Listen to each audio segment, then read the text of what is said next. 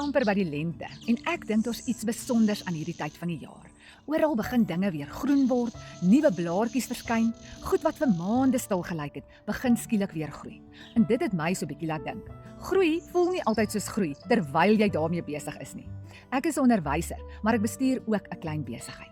En iets wat ek oor die jare geleer het, is dat jy amper nooit by 'n nuwe uitdaging begin en klaar presies weet wat jy gaan doen nie. Jy probeer iets, en partykeer werk dit, maar soms werk dit glad nie. Dan moet jy dinge verander, weer iets probeer, leer daardeur.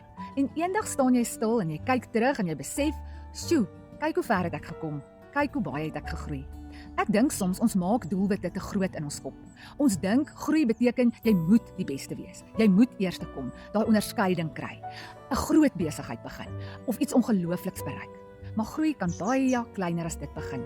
Dit kan wees om vandag 10 minute langer te leer, om dalk vir die eerste keer in die klas 'n vraag hardop te vra, om weer te probeer na 'n swak toetspunt, om jou eerste bestelling te kry of daai eerste kilometer om die blok te stap.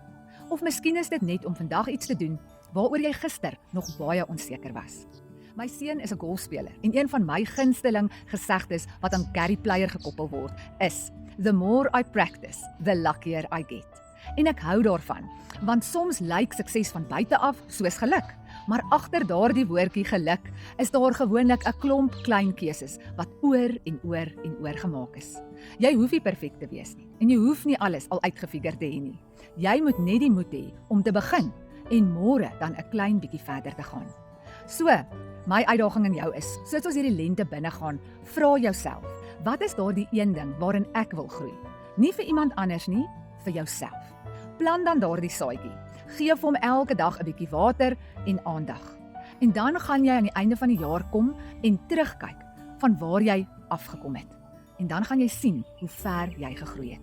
Dit is die moed om te groei.